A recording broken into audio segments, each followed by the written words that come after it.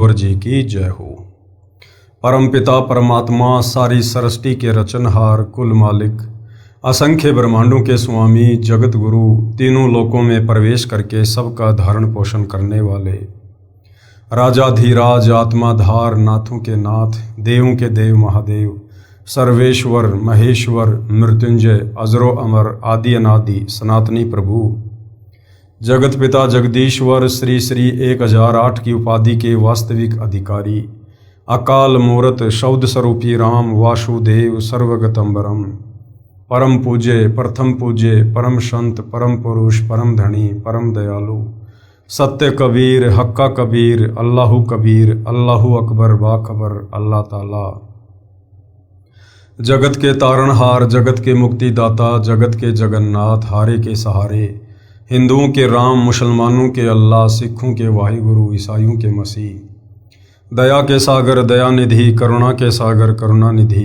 स्वयंभू परिभू संकट मोचन कष्ट हरण मंगल करण दुख भंजन अविगत कबीर निर्विकार निर्विषम परमात्मा अलय अलेख सतगुरु आदि अनादि सतगुरु असली मर्यादा पुरुषोत्तम असली राम असली कृष्ण असली घनश्याम असली मुरारी राजाओं के राजा महाराजाओं के महाराजा शहंशाहों के शहंशाह सम्राटों के सम्राट भगवानों के भगवान अल्लाहों के अल्लाह प्रभुओं के प्रभु मसीहाओं के मसीह सच्चे वाहिगुरु बाबाओं के बाबा पीरों के पीर सेठों के सेठ जगत सेठ सावलसा सेठ सर्वगुण संपन्न अनंत कोटि कलाओं के स्वामी अनंत कोटि ब्रह्मांडों के नायक योगियों में महायोगी ध्यानियों में महाध्यानी सिद्धों में परम सिद्ध ज्ञानियों में तत्व ज्ञानी ब्रह्म ज्ञानी महाज्ञानी परम ज्ञानी सर्वश्रेष्ठ ज्ञानी विज्ञानी युवा कबीर समर्थ कबीर असमवात अमित ओजा सच्चे रहनुमा करीम अल्लाह सुभान अल्लाह दुनिया के अंतिम पैगंबर 8 सितंबर 1951 से गांव धनाना जिला सोनीपत हरियाणा भारतवर्ष की पावन भूमि पे प्रकट रियल कल की भगवान श्री नारायण साकार हरि श्री बाबा साहेब नूर अनंत परमात्मा सच्चे दरवेश सच्चे बाखबर संत श्रोमणी सतगुरु रामपाल जी परमेश्वर जी के चरण कमल में आप और हम सभी भाई बहनों का अनंत कोटि दंडवत प्रणाम। सत्साई भाई और बहनों, बहुत बड़ी दया बहुत बड़ी मेहर पूज्य गुरुदेव भगवान की परमेश्वर रामपाल जी की जिनके शुभ आशीर्वाद से विशेष आशीर्वाद से उन्हीं के सत्संगों के संग्रह के ऊपर बन चुकी पवित्र आध्यात्मिक पुस्तक कबीर बढ़ाया कृष्ण के ऊपर वीडियो बनाने की श्रृंखला जारी है। इसी श्रृंखला में आज हमारा ये 31वें नंबर का वीडियो है। इस पवित्र पुस्तक कबीर बढ़ाया कृष्ण के प्रत्येक वीडियो से विशेषकर हिंदू समाज से जुड़े भाई बहनों को अध्यात्म के विषय में भक्ति मार्ग के विषय में शास्त्र अनुकूल सत साधना के विषय में वो सब कुछ जानने और समझने को मिलेगा जिसकी तलाश हम आत्माएं युगों युगों से कर रही थी, परंतु तत्व ज्ञान के अभाव के कारण हमारे नादान धर्म गुरु हमें उन धर्मशास्त्रों का सार निकाल कर नहीं बता पाए कि वास्तव में मुक्ति का मार्ग क्या है, एक पूर्ण परमात्मा सबका सृजनहार कौन है, निज मंत्र क्या है, किस मंत्र से मुक्ति होगी। आज तक ये हमें एक पूर्ण परमात्मा का नाम भी नहीं बता पाए। आप और हमारे से उन तमाम देवी देवताओं की पूजा करवाते हुए आ रहे हैं जिन देवी देवताओं को लंका के राजा रावण ने युद्ध में पराजित करके अपनी जेल में डाल रखा था।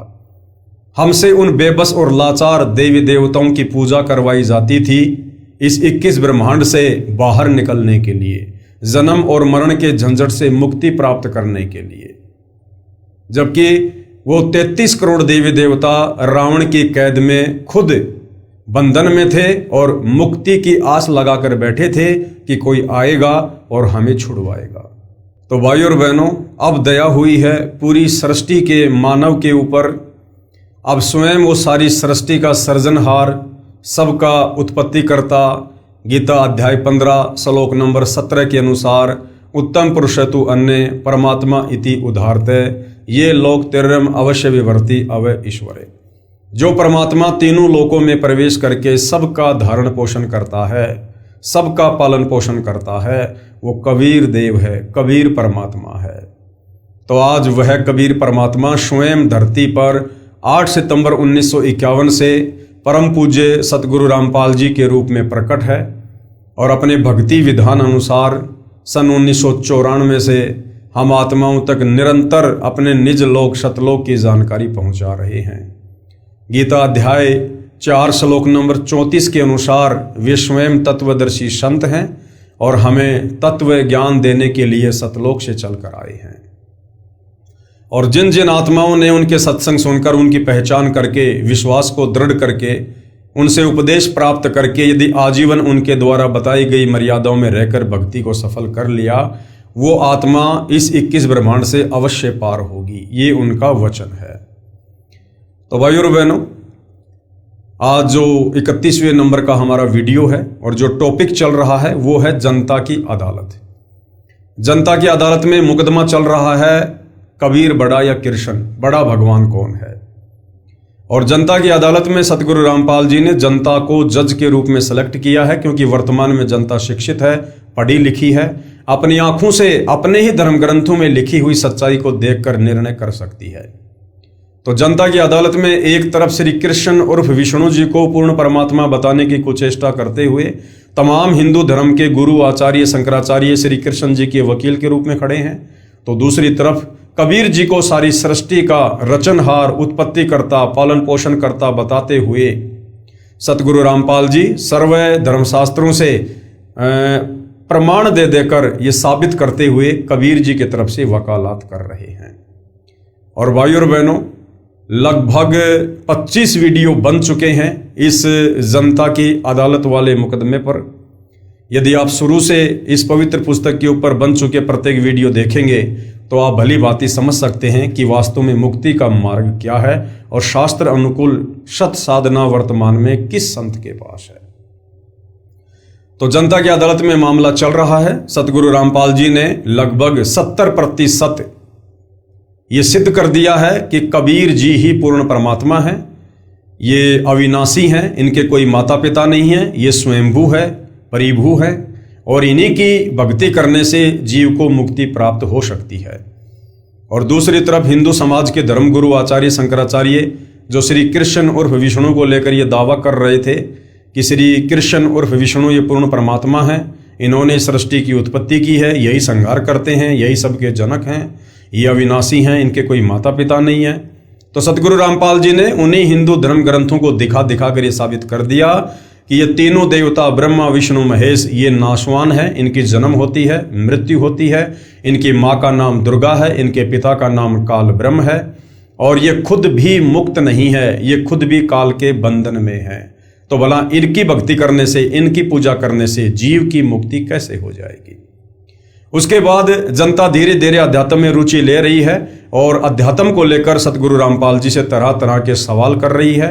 सतगुरु रामपाल जी प्रत्येक सवाल का शास्त्र प्रमाणित जवाब दे रहे हैं। और इसी कड़ी में जनता के कुछ सवालों का जवाब देते हुए सतगुरु रामपाल जी ने आदरणीय धर्मदास जी की अमर कथा को आधार बनाया है।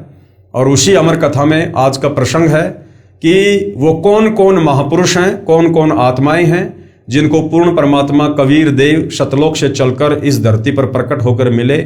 उनकी आत्मा को शरीर से निकालकर सतलोक लेकर गए, उन्हें सतलोक दिखाया, 21 ब्रह्मांड की सारी स्थिति से परिचित करवाया। उसके बाद उन आत्माओं ने डंके की चोट पर कबीर परमेश्वर की महिमा का गुणगान किया।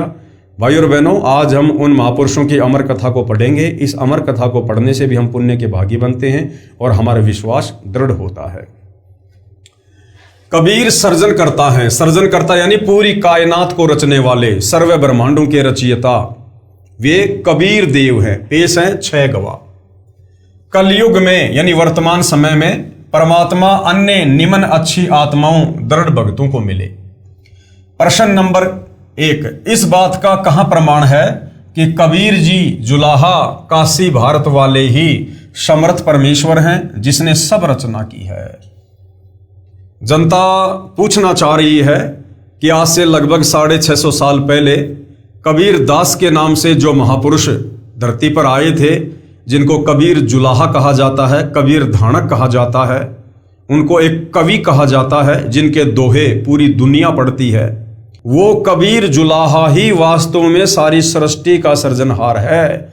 वही पूर्ण ब्रह्म परमेश्वर है। वही परम अक्षर ब्रह्म है, गीता ज्ञानदाता। उसी परम अक्षर ब्रह्म की शरण में जाने की सलाह अर्जुन को गीता का ज्ञान देते समय दे रहा है। ये कहाँ प्रमाण है, जनता ये पूछना चाह रही है। तो उत्तर दिया जा रहा है, पहले ये सिद्ध करता हूं कि काशी यानी बनारस शहर में जो कबीर नामक जुलाहा रहा करता था, वह सब सृष्टि का रचने वाला परम अक्षर ब्रह्म है। इसके लिए अनेकों चश्मदीद गवाह आई विटनेस हैं, जिन्होंने उस समर्थ परमेश्वर को ऊपर यानी तकत सिंहासन पर बैठे देखा तथा बताया कि जो कबीर काशी शहर भारत देश में जुलाही की भूमिका किया करता था, वही समर्थ परमेश्वर है। तो सबसे पहले गवाह नंबर 1। अब गवाह नंबर 1 कौन है? संत गरीबदास जी, गांव छुडानी, जिला झज्जर, हरियाणा प्रांत, देश भारत वाले।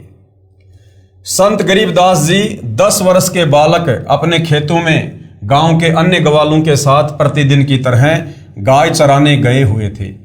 विक्रमी संवत 1774 यानी सन 1717 फाल्गुन महीने की सुदी चांदनी द्वादशी को दिन के लगभग 10 बजे ग्वाले तथा बालक गरीबदास जी एक जांडी के वृक्ष के नीचे छाया में बैठकर भोजन खा रहे थे। परमेश्वर जी जिंदा बाबा अल खिज्र के वेश में उस आसमान वाले तख्त यानी सिंहासन से चलकर यानी सतलोक से चलकर कुछ दूरी पर धरती के ऊपर उतरे तथा ग्वालों के पास गए। वह जांडी का पेड़ गांव कबलाना से गांव छुडानी को जाने वाले कच्चे रास्ते पर था तथा कबलाना की सीमा के सटे संत गरीबदास जी के खेत में था। संत गरीबदास जी के पिताजी के पास गांव में 1375 एकड़ जमीन थी। उसी जमीन पर चारागाह बना रखी थी, जिसमें गांव छुडानी के अन्य निर्धन व्यक्ति भी अपनी गायों को चराने के लिए ले जाया करते थे। बाबा जिंदा यानी साधु को देखकर बड़ी आयु के ग्वालों यानी पालियों में से एक ने कहा कि बाबा जी भोजन खाओ। साधु ने कहा, भोजन तो मैं अपने डेरे से खाकर आया हूं। कई ग्वाले एक साथ बोले, यदि भोजन नहीं खाते तो दूध पी लो। परमेश्वर ने कहा कि दूध पिला दो, परंतु दूध उसका पिलाओ जिसको कभी बच्चा उत्पन्न न हुआ हो, यानी कंवारी गाय का दूध पीऊंगा। पालियों ने उसे मजाक समझा। बालक गरीबदास जी उठे तथा एक अपनी प्रिय बछिया को लाए और बोले, हे बाबा जी, ये कंवारी गाय दूध कैसे दे सकती है? तब बाबा जी ने कहा कि ये दूध देगी, तुम साफ सुथरा बर्तन लेकर इसके थनों के नीचे रखो। संत गरीबदास जी ने एक मिट्टी का बर्तन छोटा गड़ा 3-4 किलोग्राम की क्षमता का लिया और उसे हाथों से पकड़कर बछिया के थनों के नीचे करके बैठ गया। बाबा जिंदा यानी अल खिज्र ने गाय की बछड़ी की पीठ के ऊपर हाथ से थपकी मारी। उसी समय थन लंबे व कुछ मोटे हो गए तथा दूध निकलने लगा। जब वह 3-4 किलोग्राम का बर्तन भर गया तो थनों से दूध आना बंद हो गया। बालक गरीबदास जी ने वह दूध से भरा बर्तन बाबा जी को दिया तथा कहा कि ये तो आपकी दया से मिला है, पी लो। बाबा जिंदा ने उस बर्तन को मुख लगाकर कुछ दूध पिया, शेष उन पालियों की ओर किया कि पी लो, ये प्रसाद है। अन्य गवाले उठकर चल दिए, कहने लगे कि ये दूध जादू जंत्र करके कंवारी बछड़ी से निकाला है, हमारे को कोई भूत प्रेत की बाधा हो जाएगी, ये कोई सेवड़ा भूत प्रेत निकालने वाला लगता है। कंवारी गाय का दूध पाप का दूध है, ये बाबा पता नहीं किस छोटी जाति का है, इसका जूठा दूध हम नहीं पिएंगे। भाई और बहनों, कहते हैं सकल पदार्थ है जगमाही, कर्महीन नर पावत नाई। खुद सारी सृष्टि का मालिक, पूरी कायनात को रचने वाला, जिसके दीदार के लिए ब्रह्मा विष्णु महेश भी तरसते हैं, वो स्वयं सतलोक से चलकर एक जिंदा बाबा के रूप में धरती पर प्रकट हुए और वो अमृत दूध सतलोक से मंगवाया गया। निमित्त बनी वो गाय की बछिया और परमेश्वर उन आत्माओं को कह रहे कि आप भी पी लो, ये प्रसाद है, यहाँ का नहीं है, ये मेरे देश सतलोक से आया है। उसके बावजूद भी वो कर्महीन ना जाने परमेश्वर को क्या क्या संज्ञा दे रहे हैं और कह रहे हैं कि तो जादू जंत्र का दूध है, हम नहीं पिएंगे, इसका जूठा दूध हम नहीं पिएंगे। बालक गरीबदास जी ने बाबा से बर्तन लिया और पालियों के देखते देखते उसमें से कुछ दूध पिया। वे बड़ी उम्र के ग्वाले बालक को दूध न पीने के लिए कहते रहे। बालक नहीं माना, यानी गरीबदास जी ने उनकी एक भी बात नहीं मानी और दूध पी लिया। सब दूर चले गए। बाबा जिंदा तथा बालक गरीबदास जी रह गए। तब कुछ ज्ञान सुनाया। बालक ने सतलोक और समर्थ परमात्मा जो ब्रह्मा जी, विष्णु जी तथा शिव जी से भी शक्तिशाली जो बाबा ने बताया था, आंखों देखने की इच्छा व्यक्त की। आदरणीय गरीबदास जी ने कहा कि महाराज जी, आप जो महिमा बता रहे हो अपने सतलोक की और जो कह रहे हो कि वहाँ पर कबीर भगवान रहते हैं, वे ब्रह्मा विष्णु महेश से भी ज़्यादा शक्तिशाली हैं। हे परमेश्वर, हे बाबा जी, मुझे एक बार आपका वो सतलोक दिखा दो। जिंदा बाबा बालक गरीबदास जी के जीव को यानी आत्मा को शरीर से निकालकर आसमान में ले गया। ब्रह्मा जी, विष्णु जी तथा शिव जी के लोक दिखाए, स्वर्ग तथा नरक दिखाए, ब्रह्मलोक काल ब्रह्म का दिखाया, फिर और ऊपर अपने अमरलोक में ले गए। जो बाबा जिंदा बालक के साथ गया था वह ऊपर बने तख्त सिंहासन के ऊपर बैठ गया। उस समय परमात्मा रूप बन गए। परमात्मा के एक रोम यानी शरीर के बाल का प्रकाश करोड़ सूर्यों के प्रकाश से भी अधिक था। अमरलोक प्रकाशित था। बालक गरीबदास जी का भी अन्य शरीर बन गया जिसका प्रकाश 16 सूर्यों के समान था। अमरलोक के सब भगत और भगतमती, जिनको हंस और हंसनी कहते हैं, अपने परमेश्वर को दंडवत करने लगे। जय हो कबीर सत्य पुरुष की बुलाने लगे। सबने कहा कि ये अनंत करोड़ ब्रह्मांड का सर्जनहार समर्थ परमेश्वर है, इसका नाम कबीर है। फिर परमात्मा ने सब ज्ञान अपने नबी गरीबदास जी की आत्मा में डाल दिया। सारा सतलोक तथा नीचे के सब लोक दिखाकर बालक की आत्मा को शरीर में प्रवेश करा दिया। उस समय बालक गरीबदास जी के शरीर को अंतिम संस्कार के लिए चिता लकड़ियों के ढेर पर रखा था। अग्नि लगाने ही वाले थे। उसी समय गरीबदास जी उठ लिए। गांव में खुशी की लहर दौड़ गई।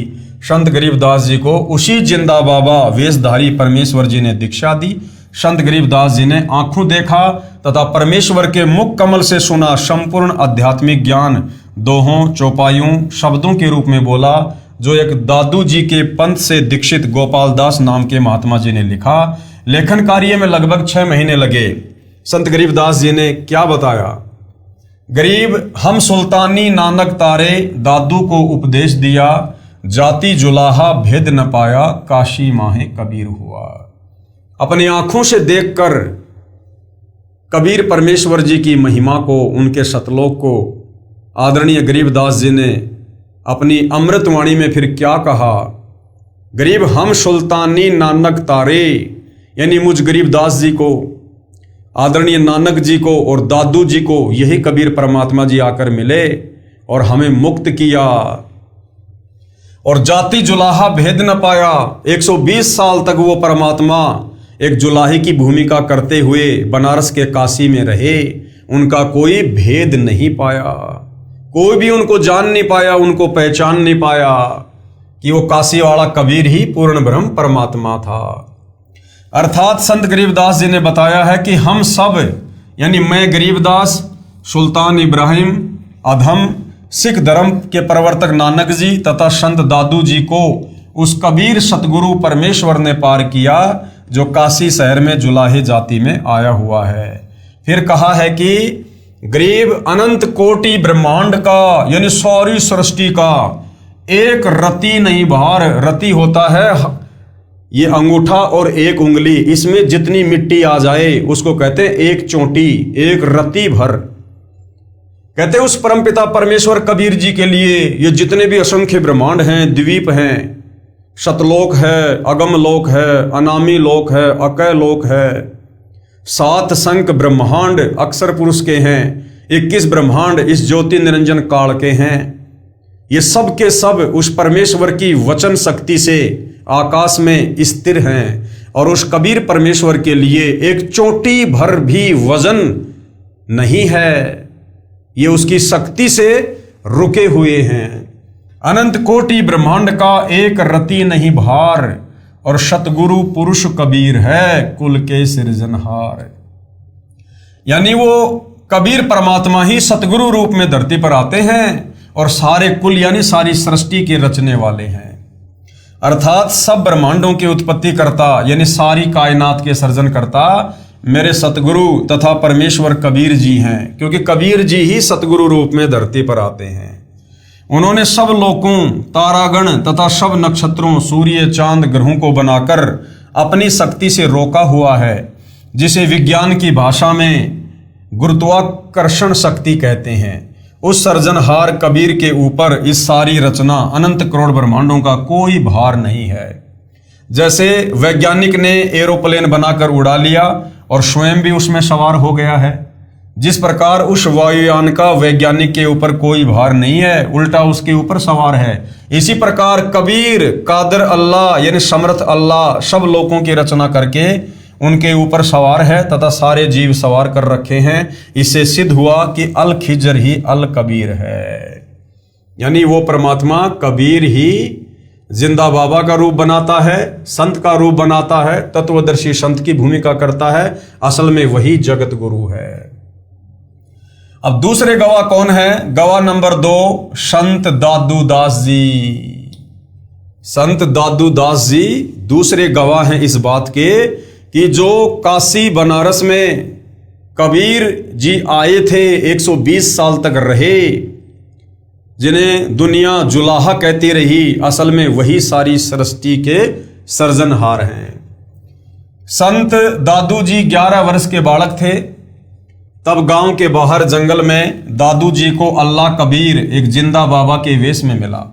उनको भी सतलोक लेकर गए, आत्मा को निकाल कर ऊपर अपने सतलोक में ले गए। दादू जी 3 दिन रात अचेत रहे। ऊपर अपना तख्त सिंहासन दिखाया, अपना परिचय करवाया कि मैं पूर्ण ब्रह्म परमेश्वर हूँ, सारी सृष्टि मैंने रची है। सब ब्रह्मांडों की सैर करवाकर तीसरे दिन आत्मा शरीर में प्रवेश कर दी। संत दादू दास जी सचेत हो गए। तब लोगों ने पूछा कि आपको क्या हो गया था? दादू जी ने बताया कि मेरे को एक बाबा के वेश में अल्लाह कबीर मिले थे और मुझे दीक्षा दी, ऊपर आसमानों पर लेकर गए थे। दादू जी के साथ उस समय कुछ अन्य हम उम्र बच्चे भी थे। उन्होंने भी बताया था कि एक बाबा ने जंत्र मंत्र का जल बनाकर स्वयं पिया तथा पान के पत्ते को कटोरे के रूप में बनाकर उसमें अपना जूठा पानी दादू को पिलाया था। फिर बाबा दिखाई नहीं दिया, दादू बालक बेहोश हो गया। संत गरीबदास जी ने अपनी अमृतवाणी में परमेश्वर कबीर जी से प्राप्त ज्ञान को इस प्रकार बताया है। गरीब दादू को सतगुरु मिले और दही पान की पीक, और बूढ़ा बाबा जिसे कहें ये दादू की नहीं सीख। अर्थात संत दादू जी को सतगुरु रूप में कबीर अल्लाह मिले थे, जो एक जिंदा बाबा के वेश में थे। उन्होंने दादू जी को पान के पत्ते के ऊपर अपने मुख से निकाला जल डालकर दीक्षा के समय पिलाया था। जो व्यक्ति ये कहते हैं कि दादू को वृद्ध बाबा मिला था, जो जंत्र मंत्र विद्या को जानने वाला था, ये दादू ने नहीं बताया। दादू जी ने उसके विषय में जो बताया वह इस प्रकार है, जो दादू जी के द्वारा बोली वाणी से बने दादू ग्रंथ में लिखा है। क्या लिखा है? जिन मोकू निज नाम दिया सोए सतगुरु हमार, दादू दूसरा कोई नहीं कबीर सिरजनहार। दादू नाम कबीर का सुनकर कापे काल, नाम भरोसे जो चले होवे न बाका बाल। केहरी नाम कबीर है विषम काल गजराज, दादू भजन पर ताप से भागे सुनत आवाज। अर्थात दादू जी ने कहा है कि मेरे को जिसने निज नाम यानी यथार्थ भक्ति का मंत्र दिया वो मेरा सतगुरु है और उसका नाम कबीर है। यही कबीर सारी कायनात यानी सृष्टि का सर्जनहार यानी उत्पत्ति करता है। सभी आत्माओं को इसी कबीर भगवान ने अपने वचन से उत्पन्न किया है। संत दादू जी ने कहा है कि कबीर नाम सुनते ही ज्योति निरंजन यानी काल कांपने लग जाता है। कबीर नाम इतना शक्तिशाली है, जो भगत कबीर जी के बताए नाम पर पूर्ण विश्वास करके जीवन यात्रा करता है तो काल ब्रह्म उसका कुछ भी बिगाड़ नहीं सकता। संत दादू जी ने कबीर अल्लाह की समर्थता एक उदाहरण के माध्यम से बताई है कि काल भी बहुत ताकतवर है, परंतु कबीर अल्लाह के सामने वो भी कमजोर पड़ जाता है। काल समझो गजराज यानी हाथियों के राजा के समान बलवान है, और कबीर जी का भक्ति करने को दिया नाम भी बहुत शक्तिशाली है। वो केहरी यानी बब्बर शेर बिगेस्ट लोइन के समान ताकतवर है। उस नाम का जाप यानी भजन करने से उस नाम रूपी केहरी की शक्ति के आगे काल टिक नहीं पाता। यानी नाम की सूक्ष्म गाज दहाड़ सुनकर काल रूप गजराज भाग जाता है। संत दादू जी ने स्पष्ट कर दिया है कि कबीर ही सारी सृष्टि यानी कायनात को उत्पन्न करने वाला परमेश्वर है। उसके बाद में तीसरे महापुरुष हैं गवाह नंबर 3। कौन है? गवाह नंबर 3 संत धर्मदास जी, बांधवगढ़, मध्य प्रदेश, भारत वाले। धर्मदास जी का हिंदू धर्म में जन्म होने के कारण हिंदू धर्म गुरुओं द्वारा बताए अधूरे ज्ञान के आधार से साधना किया करते थे। उसी को करते हुए तीर्थ भ्रमण करते हुए मथुरा श्री कृष्ण जी की नगरी में गए हुए थे। पत्थर व पीतल की देवी देवताओं श्री विष्णु जी, श्री शंकर जी आदि की मूर्तियों को थैले में डालकर साथ लिए हुए था। सुबह तीर्थ में उस तालाब में श्री कृष्ण स्नान किया करते थे। उसमें स्नान करके मूर्तियों की पूजा करने लगा। उस समय कबीर अल्लाह भारत देश के काशी शहर में जुलाई की भूमिका करने संसार में प्रकट थे। धर्मदास जी ने मूर्तियों की उपासना के पश्चात श्रीमद् भगवद गीता का पाठ किया। खुदा कबीर धर्मदास जी की सब क्रियाओं को ध्यान से देख व सुन रहा था। धर्मदास जी अपनी दैनिक भक्ति की क्रियाओं से फारिग हुआ। तब परमेश्वर कबीर जी ने उनसे ज्ञान चर्चा की। ज्ञान चर्चा का दौर कई दिनों तक चला। धर्मदास जी को भी अल्लाह कबीर जी अपने शतलोक में बने तख्त के पास लेकर गए। धर्मदास जी 3 दिन तक बेहोश रहे। ऊपर के सब लोक दिखाए, अपना सतलोक दिखाया, संपूर्ण आध्यात्मिक ज्ञान समझाकर पुनः शरीर में प्रवेश कर दिया। उसके पश्चात संत गरीबदास जी ने अपनी पहले वाली इबादत त्याग दी। यानी जो पहले हिंदू धर्म के अनुसार जो परंपरागत शास्त्र विरुद्ध साधना वो किया करते थे श्री ब्रह्मा विष्णु महेश जी की, वो साधना धर्मदास जी ने त्याग दी तथा अपने नबी स्वयं बनकर आए अल्लाह कबीर द्वारा बताई सच्ची इबादत की और पूर्ण मोक्ष प्राप्त किया। धर्मदास जी ने अल्लाह कबीर की महिमा में अनेकों वाणी बोली हैं।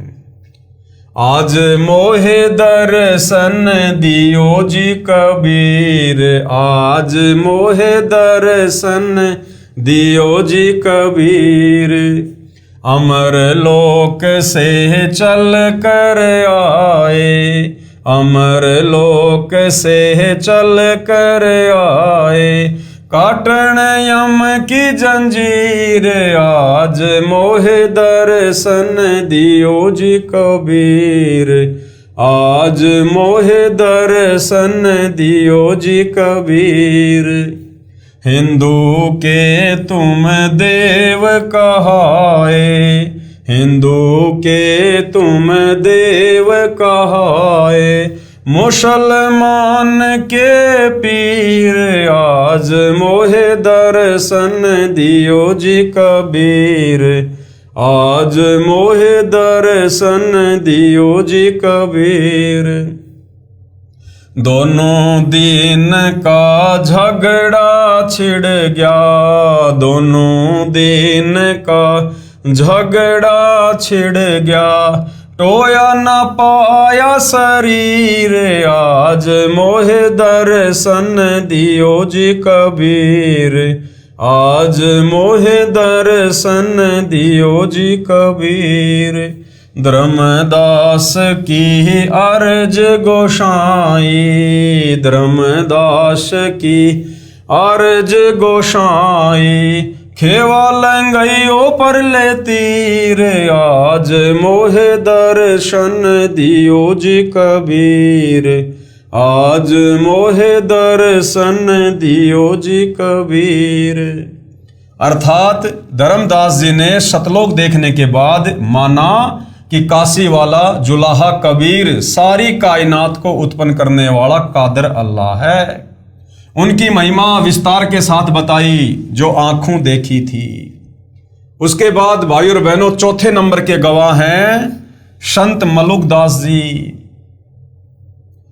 संत मलुकदास जी को भी कबीर जी सतलोक लेकर गए, सब व्यवस्था दिखाकर वापस शरीर में छोड़ा। और संत मलुकदास जी पहले श्री कृष्ण उर्फ विष्णु जी के कट्टर पुजारी थे। पहले मलुकदास जी श्री कृष्ण तथा श्री रामचंद्र श्री विष्णु जी के परम भगत थे। उसके पश्चात पहले वाली पूजा त्याग कर कबीर जी द्वारा बताई भक्ति की मोक्ष प्राप्त किया। संत मलुकदास जी ने क्या कुछ कहा है अपने परमेश्वर की महिमा में। जपो रे मन साहेब नाम कबीर, जपो रे मन साहेब नाम कबीर।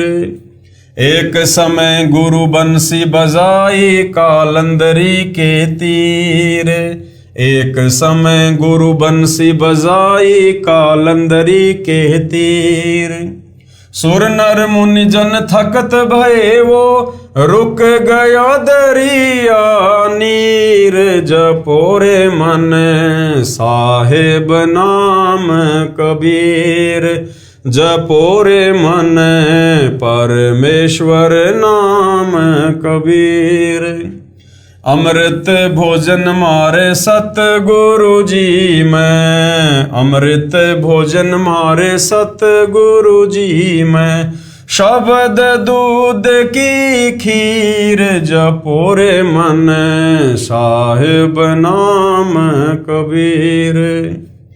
दास मलूक सलूक कहत है खोजो कुसुम कबीर, दास मलूक सलूक कहत है खोजो कुसुम कबीर।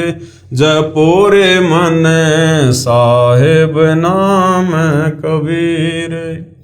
अर्थात संत मलुकदास जी ने स्पष्ट किया है कि परमात्मा कबीर जी का नाम जपो, उस खशम यानी सबके मालिक कबीर जी की खोज करो, उसे पहचानो, सत्य साधना करके शतलोक में कबीर खुदा के पास जाओ।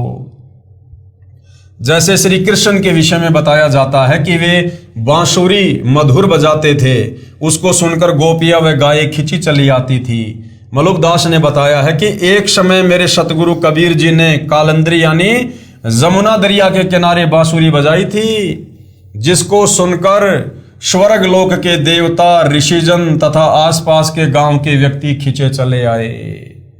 एक समय गुरु बंसी बजाई कालंदरी के तीर, सुर नर मुनिजन थकत भये वो रुक गया दरिया नीर। जपो रे मन साहेब नाम कबीर। और क्या बताऊं, जमुना दरिया का जल भी रुक गया था। मेरे सतगुरु शब्द की खीर खाते हैं, यानी अमृत भोजन के साथ साथ अमर आनंद भी भोगते हैं। संत मलुकदास जी ने आंखों देखा बताया कि कबीर पूर्ण ब्रह्म यानी कादिर अल्लाह है, सारी सृष्टि को रचने वाला है। उसके बाद गवाह नंबर 5 जिन्होंने बताया कि कबीर ही पूर्ण परमात्मा है।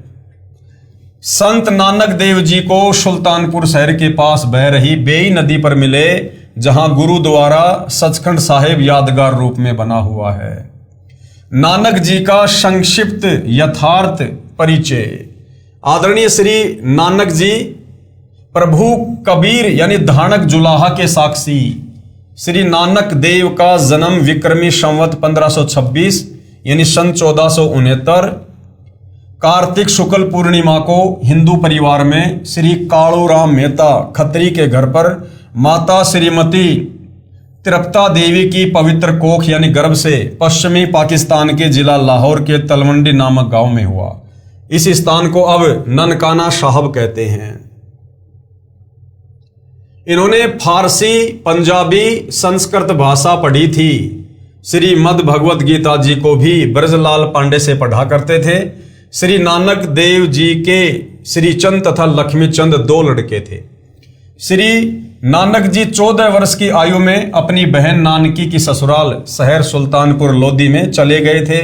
अपने बहनोई श्री जयराम जी की कृपा से सुल्तानपुर के नवाब के यहाँ मोदी खाने की नौकरी किया करते थे।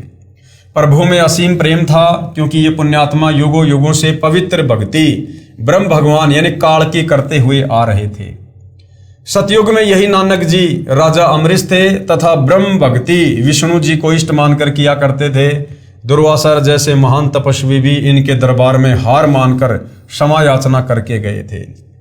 त्रेता युग में श्री नानक जी ही राजा जनक विदेही बने, जो सीता जी के पिताजी थे, त्रेता युग में वो श्री नानक जी वाली आत्मा ही थी जो सीता जी के पिता कहलाए। एक सुखदेव ऋषि जो महर्षि वेद व्यास के पुत्र थे, जो अपनी सिद्धि से आकाश में उड़ जाते थे, परंतु गुरु से उपदेश नहीं ले रखा था। जब सुखदेव विष्णु लोक के स्वर्ग में गए तो गुरु ना होने के कारण वापस आना पड़ा। विष्णु जी के आदेश से राजा जनक को गुरु बनाया, तब स्वर्ग में स्थान प्राप्त हुआ।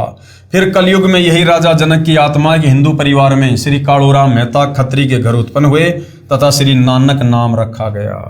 यानी ये श्री नानक जी के पूर्व जन्मों का इतिहास है। नानक जी तथा परमेश्वर कबीर जी की ज्ञान चर्चा। बाबा नानक देव जी प्रातः काल प्रतिदिन सुल्तानपुर लोधी के पास बह रही बेई दरिया में स्नान करने जाया करते थे तथा घंटों भगवान चिंतन में बैठा करते थे। एक दिन परमेश्वर कबीर जी जिंदा फकीर के वेश में बेई दरिया पर मिले तथा नानक जी के साथ दरिया में गोता लगाया। कबीर साहिब जी श्री नानक जी की पुण्यात्मा को सतलोक ले गए। सचखंड में श्री नानक जी ने देखा कि एक असीम तेजोमय मानव सदृश से शरीर युक्त प्रभु तख्त पर बैठे थे। अपने ही दूसरे स्वरूप पर कबीर साहिब जिंदा महात्मा के रूप में चवर करने लगे। तब श्री नानक जी ने सोचा कि अकाल मूर्त तो ये रब है जो गद्दी पर बैठा है, कबीर तो यहाँ का सेवक होगा। उसी समय जिंदा रूप में परमेश्वर कबीर साहिब उस गद्दी पर विराजमान हो गए तथा जो तेजों में शरीर युक्त प्रभु का दूसरा रूप था वह खड़ा होकर तख्त पर बैठे जिंदा वाले रूप पर चवर करने लगा। फिर वह तेजोमय रूप नीचे से गए जिंदा कबीर रूप में समा गया तथा गद्दी पर अकेले कबीर परमेश्वर जिंदा रूप में बैठे थे और चवर अपने आप डरने लगा। तब नानक जी ने कहा कि वाहे गुरु सत्य नाम से प्राप्ति तेरी। इस प्रक्रिया में 3 दिन लग गए। नानक जी की आत्मा को साहिब कबीर जी ने वापस शरीर में प्रवेश कर दिया। तीसरे दिन श्री नानक जी होश में आए। उधर श्री जयराम जी ने, जो श्री नानक जी का बहनोई था, श्री नानक जी को दरिया में डूबा हुआ जानकर दूर तक गोताखोरों से तथा जाल डलवाकर खोज करवाई, परंतु कोशिश निष्फल रही और मान लिया कि श्री नानक जी दरिया के अथाह वेग में बहकर मिट्टी के नीचे दब गए। तीसरे दिन जब नानक जी उसी नदी के किनारे सुबह सुबह दिखाई दिए तो बहुत व्यक्ति एकत्रित हो गए। बहन नानकी तथा बहनोई श्री जयराम जी भी दौड़े गए। खुशी का ठिकाना नहीं रहा तथा घर ले आए। श्री नानक जी अपनी नौकरी पर चले गए। मोदी खाने का दरवाजा खोल दिया तथा कहा, जिसको जितना चाहिए ले जाओ, तेरा तेरा कहकर पूरा खजाना लुटाकर शमशान घाट पर बैठ गए। जब नवाब को पता चला कि श्री नानक खजाना समाप्त करके शमशान घाट पर बैठा है, तब नवाब ने श्री जयराम की उपस्थिति में खजाने का हिसाब करवाया तो 760 रुपए श्री नानक जी के अधिक मिले। नवाब ने क्षमा याचना की तथा कहा कि नानक जी, आप 760 रुपए जो आपके सरकार की ओर अधिक हैं ले लो तथा फिर नौकरी पर आ जाओ। तब श्री नानक जी ने कहा कि अब सच्ची सरकार की नौकरी करूंगा, उस पूर्ण परमात्मा के आदेश अनुसार अपना जीवन सफल करूंगा। वह पूर्ण परमात्मा है जो मुझे बेई नदी पर मिला था। नवाब ने पूछा, वह पूर्ण परमात्मा कहाँ रहता है तथा ये आदेश आपको कब हुआ? श्री नानक जी ने कहा, वह सचखंड में रहता है। बेई नदी के किनारे से मुझे स्वयं आकर वही पूर्ण परमात्मा सचखंड सतलोक लेकर गया था। वह इस पृथ्वी पर भी आकार में आया हुआ है। उसकी खोज करके अपना आत्म कल्याण करवाऊंगा। उस दिन के बाद श्री नानक जी घर त्याग कर पूर्ण परमात्मा की खोज पृथ्वी पर करने के लिए चल पड़े और प्रथम उदासी में बनारस गए। श्री नानक जी सतनाम तथा वाहे गुरु की रटना लगाते हुए बनारस पहुंचे। इसलिए अब पवित्र सिख समाज के श्रद्धालु केवल सतनाम श्री वाहे गुरु कहते रहते हैं। सतनाम क्या है तथा वाहे गुरु कौन है ये मालूम नहीं है, जबकि सतनाम सच्चा नाम गुरु ग्रंथ साहिब में लिखा है जो अन्य मंत्र हैं। जैसा कि कबीर साहिब ने बताया था कि मैं बनारस काशी में रहता हूं, धानक जुलाहे का कार्य करता हूं। मेरे गुरुजी काशी में सर्व प्रसिद्ध पंडित रामानंद जी हैं। इस बात को आधार रखकर श्री नानक जी ने संसार से उदास होकर पहली उदासी यात्रा बनारस काशी के लिए प्रारंभ की। प्रमाण के लिए देखिए जीवन 10 गुरु साहिबान। लेखक है सोडी तेजा सिंह जी, प्रकाशक है चतर सिंह जीवन सिंह, पेज नंबर 50 पर। परमेश्वर कबीर साहिब जी स्वामी रामानंद जी के आश्रम में प्रतिदिन जाया करते थे। जिस दिन श्री नानक जी ने काशी पहुंचना था उससे पहले दिन कबीर साहब ने अपने पूज्य गुरुदेव रामानंद जी से कहा कि स्वामी जी कल मैं आश्रम में नहीं आ पाऊंगा क्योंकि कपड़ा बुनने का कार्य अधिक है, कल सारा दिन लगकर कार्य निपटा कर फिर आपके दर्शन करने आऊंगा। काशी बनारस में जाकर श्री नानक जी ने पूछा कोई रामानंद जी महाराज है? सब ने कहा कि आज के दिन सर्व ज्ञान संपन्न ऋषि हैं, उनका आश्रम पंचगंगा घाट के पास है। श्री नानक जी ने श्री रामानंद जी से वार्ता की तथा सचखंड का वर्णन शुरू किया। तब श्री रामानंद स्वामी ने कहा ये पहले मुझे किसी शास्त्र में नहीं मिला, परंतु अब मैं आंखों देख चुका हूं क्योंकि वही परमेश्वर स्वयं कबीर नाम से आया हुआ है तथा मर्यादा बनाए रखने के लिए मुझे गुरु कहता है, परंतु मेरे लिए प्राण प्रिय प्रभु है। पूर्ण विवरण चाहिए तो मेरे व्यावहारिक शिष्य परंतु वास्तविक गुरु कबीर से पूछो, वही आपकी शंका का निवारण कर सकता है। श्री नानक जी ने पूछा कि कहाँ है कबीर साहिब जी, मुझे शीघ्र मिला दो। तब श्री रामानंद जी ने एक सेवक को श्री नानक जी के साथ कबीर साहिब जी की झोपड़ी पर भेजा। उस सेवक से भी सचखंड के विषय में वार्ता करते हुए श्री नानक जी चले तो उस कबीर साहिब के सेवक ने भी सचखंड व सृष्टि रचना जो परमेश्वर कबीर साहिब जी से सुन रखी थी सब सुना दी। तब श्री नानक जी ने आश्चर्य हुआ कि मेरे से तो कबीर साहिब के नौकर भी अधिक ज्ञान रखते हैं। इसलिए गुरु ग्रंथ साहिब पेज नंबर 721 पर अपनी अमृतवाणी महिला 1 में श्री नानक जी ने कहा है कि हक्का कबीर करीम तू बे परवरदिगार, नानक बुगोएद जनु तुरा तेरे चाखरा पखाक।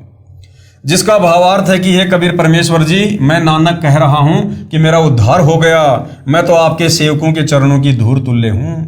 गुरु ग्रंथ साहिब के पेज नंबर 731 पर कहा है कि नीच जाति परदेसी मेरा, यानी वो सतलोक का निवासी, वो परदेसी यहाँ बनारस में काशी में दुनिया जिसे नीच जाति कहती है वो धानक रूप में आया हुआ है।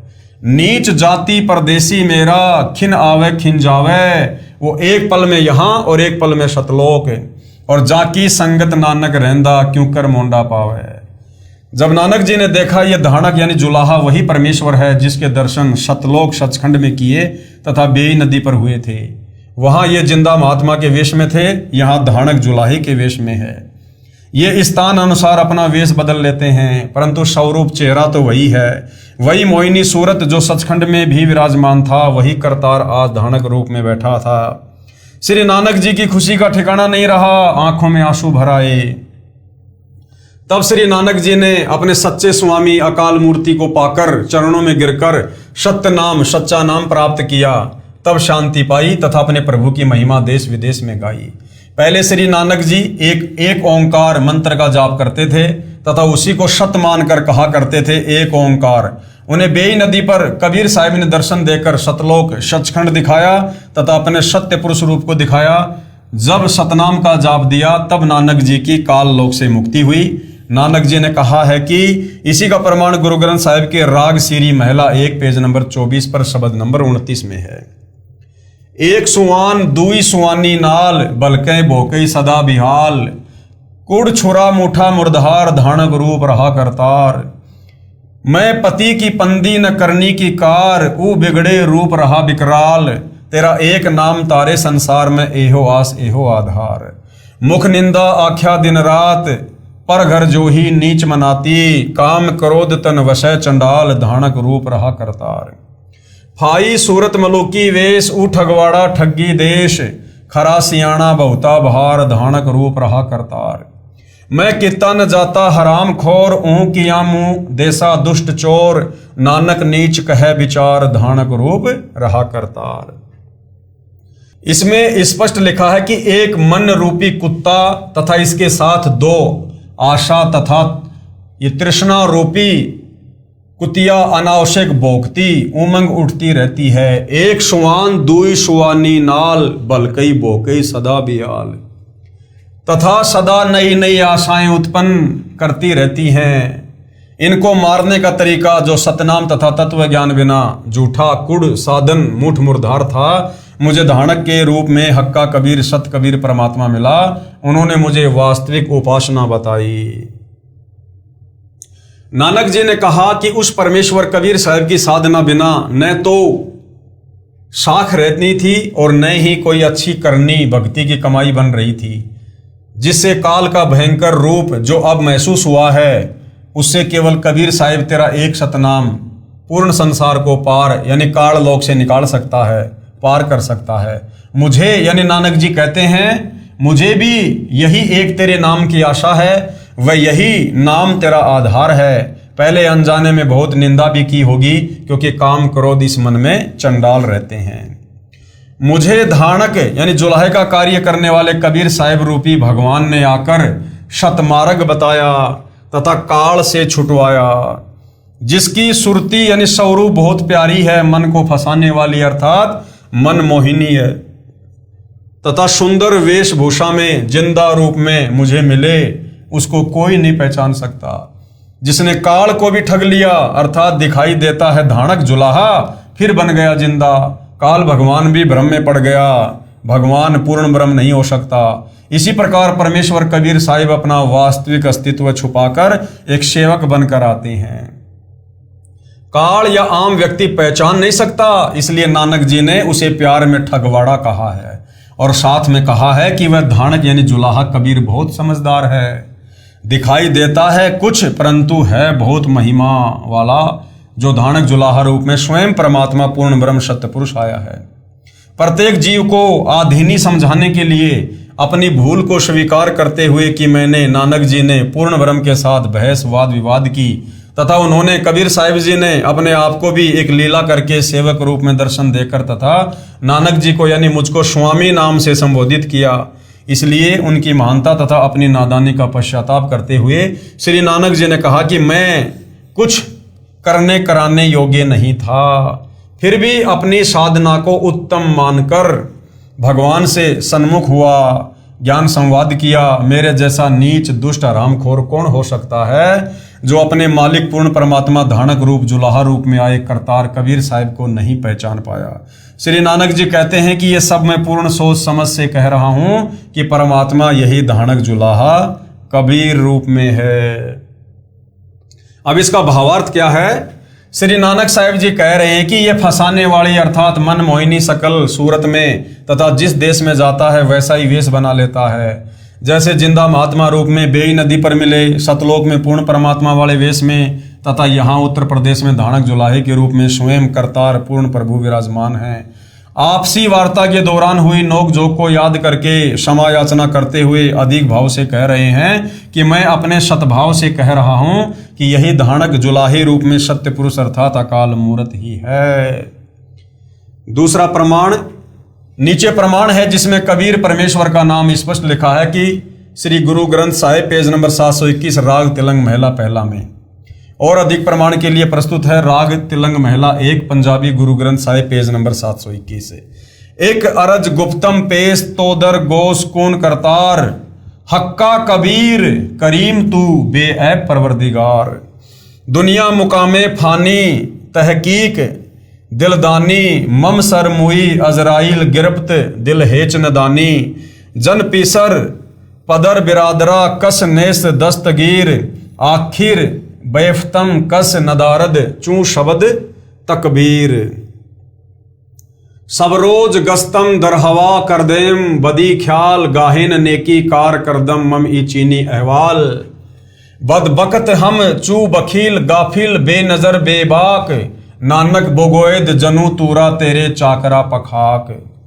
सरलार्थ किया है कौन करतार यानी हे शब्द स्वरूपी कर्ता अर्थात शब्द से सर्व सृष्टि के रचनहार। गोस यानी निर्गुणी संत रूप में आए। करीम यानी दयालु। हक्का कबीर यानी सत कबीर। तू यानी आप। बेऐब यानी परवरदिगार निर्विकार परमेश्वर हैं। पेश तोदर आपके समक्ष अर्थात आपके द्वार पर पूरी तरह जानकर एक अरज गुप्तम एक हृदय से विशेष प्रार्थना है कि हे महबूब ये संसार रूपी ठिकाना नासवान है। जीव के शरीर त्यागने के पश्चात अजराइल नामक फरिश्ता यानी यमदूत बेरहमी के साथ पकड़ कर ले जाता है। उस समय कोई साथी व्यक्ति जैसे बेटा पिता भाईचारा साथ नहीं देता। अंत में सब उपाय फर्ज अर्थात कोई क्रिया काम नहीं आती तथा आवाज भी बंद हो जाती है। प्रतिदिन गस्त की तरह न रुकने वाली चलती हुई वायु की तरह बुरे विचार करते रहते हैं। शुभ कर्म करने का मुझे कोई जरिया अर्थात साधन ऐसे बुरे समय में हमारे जैसे नादान लापरवाह भक्ति और भगवान का वास्तविक ज्ञान ना होने के कारण ज्ञान नेत्रहीन था तथा उआबाई का ज्ञान कहा करता था। नानक जी कह रहे हैं कि हे कबीर परमेश्वर, आपकी कृपा से आपके सेवकों के चरणों की धूल डूबता हुआ बंदा पार हो गया। केवल हिंदी अनुवाद। हे शब्द स्वरूपी राम अर्थात शब्द से सर्व सृष्टि रचनहार दयालु सत्य कबीर, आप निर्विकार परमात्मा हैं। आपके समक्ष एक हृदय से विनती है कि ये पूरी तरह जान लिया है महबूब, ये संसार रूपी ठिकाना नाशवान है, यानी ये काल का 21 ब्रह्मांड पूरी तरह से नाशवान है। हे दाता, इस जीव के मरने पर अजराइल नामक यमदूत बेरहमी से पकड़ कर ले जाता है। कोई साथी जन जैसे बेटा पिता भाईचारा साथ नहीं देता। अंत में सभी उपाय और फर्ज कोई क्रिया काम नहीं आता। प्रतिदिन गस्त की तरह न रुकने वाली चलती हुई वायु की तरह बुरे विचार करते रहते हैं। शुभ कर्म करने का मुझे कोई जरिया या साधन नहीं मिला। ऐसे बुरे समय कलयुग में हमारे जैसे नादान लापरवाह शतमार्ग का ज्ञान ना होने से ज्ञान नेत्रहीन था तथा लोकवेद के आधार से अनाप शनाप ज्ञान कहता रहता था। नानक जी कहते हैं कि मैं आपके सेवकों के चरणों की धूल डूबता हुआ बंदा नानक पार हो गया। श्री गुरु नानक साहिब जी कह रहे हैं कि हे हक्का कबीर सत्य कबीर, आप निर्विकार दयालु परमेश्वर हो। आपसे मेरी एक अर्ज है कि मैं तो सत्य ज्ञान वाली नजर रहित तथा आपके सत्य ज्ञान के सामने तो निरुत्तर अर्थात जुबान रहित हो गया हूँ। हे कुल के मालिक, मैं तो आपके दासों के चरणों की धूल हूँ, मुझे शरण में रखना। इसके पश्चात जब श्री नानक जी को पूर्ण विश्वास हो गया कि पूर्ण परमात्मा तो गीता ज्ञानदाता प्रभु से अन्य ही है, वही पूजा के योग्य है। पूर्ण परमात्मा की भक्ति तथा ज्ञान के विषय में गीता ज्ञानदाता प्रभु भी अनभिज्ञ है। परमेश्वर स्वयं ही तत्वदर्शी संत रूप से प्रकट होकर तत्व ज्ञान को जन जन को सुनाता है। जिस ज्ञान को वेद भी नहीं जानते, वह तत्व ज्ञान केवल पूर्ण परमेश्वर सत्य पुरुष ही स्वयं आकर ज्ञान करवाता है। और वर्तमान में वही पूर्ण ब्रह्म परमेश्वर सारी सृष्टि के मालिक जो इन महापुरुषों को मिले, नानक जी को मिले, वो कबीर देव कबीर भगवान आज वर्तमान में वही अपना वास्तविक ज्ञान तत्व ज्ञान देने के लिए 8 सितंबर 1951 से गांव धनाना जिला सोनीपत हरियाणा भारतवर्ष की पावन भूमि पर सतगुरु रामपाल जी के नाम से सशरीर प्रकट हैं। फिर प्रमाण है राग बसंत महिला पहला पौड़ी नंबर 3 आदि ग्रंथ पंजाबी पेज नंबर 1188। नानक हवमो शब्द जलाइया सतगुरु साचे दर्श दिखाइया। इस वाणी से भी अति स्पष्ट है कि नानक जी कह रहे हैं कि सत्य नाम यानी सत्य शब्द से विकार अहम अभिमान जल गया तथा मुझे सच्चे सतगुरु ने दर्शन दिए, अर्थात मेरे गुरुदेव के दर्शन हुए। स्पष्ट है कि नानक जी को कोई सतगुरु आकार रूप में अवश्य मिला था। वह ऊपर तथा नीचे पूर्ण प्रमाणित है। स्वयं कबीर साहेब पूर्ण परमात्मा अकाल मूर्त स्वयं सचखंड से तथा दूसरे रूप में काशी बनारस से आकर प्रत्यक्ष दर्शन देकर सचखंड सतलोक भ्रमण करवा के सच्चा नाम यानी सतनाम काशी बनारस में प्रदान किया था। किसको? नानक जी को। यानी नानक जी के गुरु कौन थे? कबीर जी। आदरणीय गरीबदास जी महाराज गांव छुडानी जिला झज्जर हरियाणा को भी परमेश्वर कबीर जिंदा महात्मा के रूप में जंगल में मिले थे। इसी प्रकार सतलोक दिखाकर वापस छोड़ा। परमेश्वर ने बताया कि मैंने ही श्री नानक जी तथा श्री दादू जी को पार किया था। जब श्री नानक जी ने पूर्ण परमात्मा को सतलोक में भी देखा तथा फिर बनारस काशी में जुलाहे का कार्य करते देखा, तब उमंग में भरकर कहा था वाहे गुरु सतनाम वाहे गुरु सतनाम, तथा इसी उपरोक्त वाक्य का उच्चारण करते हुए काशी से वापस आए। जब नानक जी ने देखा कि जो परमात्मा मुझे सतलोक में मिले थे सचखंड में, वही बनारस में जुलाहे रूप में बैठे हैं, तो नानक जी ने कहा वाहे गुरु सतनाम वाहे गुरु सतनाम। ये तो वही गुरु है जो मुझे सचखंड में मिला था और अब इन्होंने मुझे सतनाम दे दिया, सच्चा नाम दे दिया। तो नानक जी इस बात को लेकर कह रहे थे कि वाहे गुरु सतनाम।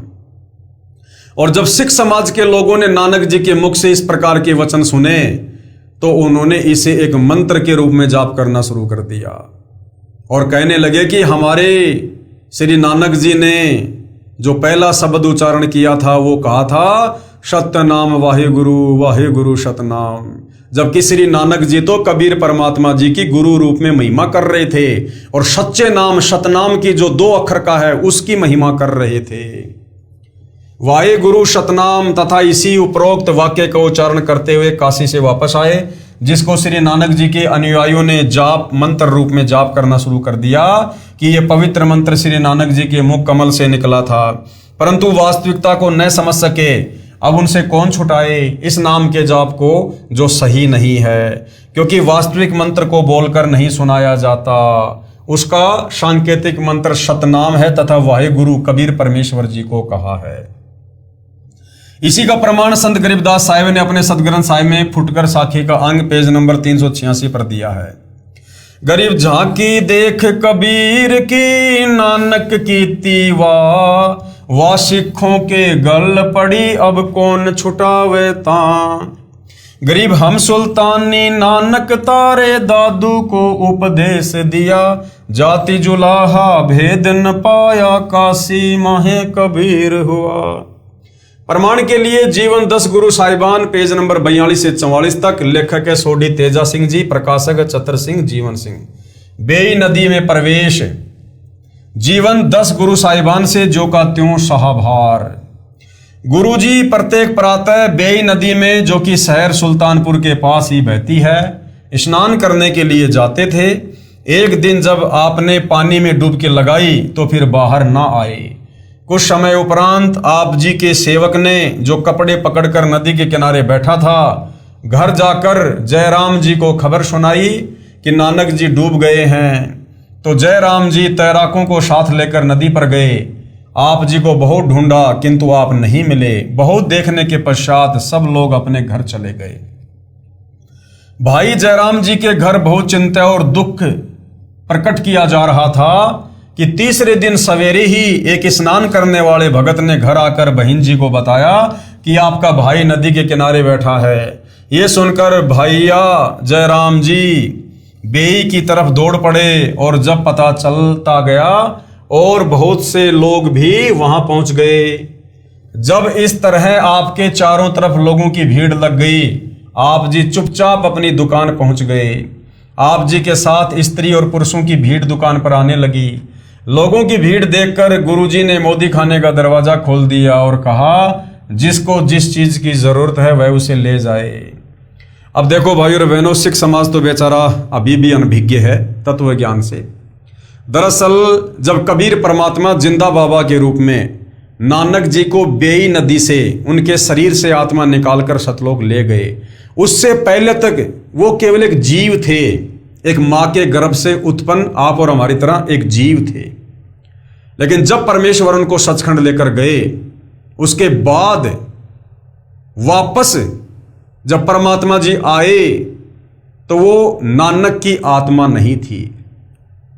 नानक जी को कबीर परमेश्वर जी ने मिनी सतलोक में बैठा दिया और उसके बाद आगे जितनी भी लीलाएं हुई हैं, जितनी भी अद्भुत घटनाएं हुई हैं, जितने भी चमत्कार हुए हैं, वो सब नानक जी के रूप में कबीर परमात्मा ने स्वयं ही किए। नानक जी ने भला उससे पहले कभी भी मोदी खाने के दरवाजे नहीं खोले कि ले जाओ जिसको जितना चाहिए, लेकिन उसके बाद वो परमात्मा जी स्वयं थे। और भगवान किसी को तोल कर नहीं देता, भगवान किसी को पैसे में नहीं देता। जो कबीर भगवान तीनों लोकों में प्रवेश करके सबका धारण पोषण करता है, क्या वो परमात्मा मोदी खाने में बैठकर लोगों को पैसे के बदले अनाज देगा? तो उसके बाद जिसने मोदी खाने के दरवाजे खोल दिए कि जिसको जितना सामान चाहिए ले जाओ, वो स्वयं कबीर परमात्मा जी थे। लोगों की भीड़ देखकर गुरुजी ने मोदी खाने का दरवाजा खोल दिया और कहा, जिसको जिस चीज की जरूरत है वह उसे ले जाए। मोदी खाना लुटाने के पश्चात गुरुजी फकीरी चोला पहनकर शमशान घाट में जा बैठे। मोदी खाना लुटाने और गुरुजी के चले जाने की खबर जब नवाब को लगी तो उसने मुंशी द्वारा मोदी खाने की किताबों का हिसाब जयराम को बुलाकर पड़ताल करवाया। हिसाब देखने के पश्चात मुंशी ने बताया कि गुरुजी के 760 रुपये सरकार की तरफ ज्यादा हैं। इस बात को सुनकर नवाब बहुत खुश हुआ। उसने गुरुजी को बुलाकर कहा कि उदास ना हो, अपना फालतू पैसा और मेरे से लेकर मोदी खाने का काम जारी रखो। पर गुरुजी ने कहा, अब हमने ये काम नहीं करना, हमें कुछ और काम करने का भगवान की तरफ से आदेश हुआ है। नवाब ने पूछा, क्या आदेश हुआ है? तब गुरुजी ने मूल मंत्र उच्चारण किया ओंकार शतनाम करता पुरख निर्भउ निर्वरु अकाल मूर्ति अजूनी सब गुरु प्रसादी। नवाब ने पूछा कि ये आदेश आपके भगवान ने कब दिया? गुरुजी ने बताया कि जब हम बेई नदी में स्नान करने गए थे तो वहां से हम सचखंड अपने स्वामी के पास गए थे। यानी पंजाबी जो लेखक हैं उन्होंने भी बिल्कुल क्लियर कर रखा है कि नानक जी को कोई सचखंड लेकर गया था। और सूक्ष्म वेद में गरीबदास जी की वाणी में क्लियर है कि वो काशी वाला जुलाहा कबीर आकर ही उनकी आत्मा को सतलोक लेकर गया था। वहां से हमें आदेश हुआ कि नानक जी ये मंत्र आप जपो और बाकियों को जपा कर कलयुग के लोगों को पार लगाओ। इसलिए अब हमें अपने मालिक के इस हुक्म की पालना करनी है। इस संदर्भ को भाई गुरदास जी वार पौड़ी 24 में लिखते हैं, बाबा पैदा सचखंड नौ निधि नाम गरीबी पाई। अर्थात बाबा नानक जी सचखंड गए, वहां आपको 9 निधियों का खजाना नाम और निर्भयता प्राप्त हुई। यहाँ बेई किनारे जहां गुरुजी बेई से बाहर निकलकर प्रकट हुए थे, गुरुद्वारा संत घाट अथवा गुरुद्वारा बेर साई बहुत सुंदर बना हुआ है। इस स्थान पर ही गुरुजी प्रातः स्नान करके कुछ समय के लिए भगवान की तरफ ध्यान करके बैठा करते थे। जीवन 10 गुरु साहिब नामक पुस्तक के लेख से समाप्त। भाई बाले वाली जन्म साखी में अद्भुत प्रमाण। भाई बाले वाली जन्म साखी एक मान्य ग्रंथ है जो गुरु ग्रंथ की तरह ही सत्य ज्ञान का प्रतीक माना जाता है, जिसके ज्ञान को सिख समाज परम सत्य मानता है, क्योंकि ये जन्म साखी भाई बालाजी द्वारा आंखों देखा कानों सुना ज्ञान है जो श्री नानक देव साहिब जी ने बोला था तथा बालाजी ने बताया तथा दूसरे गुरु श्री अंगद जी ने लिखा था।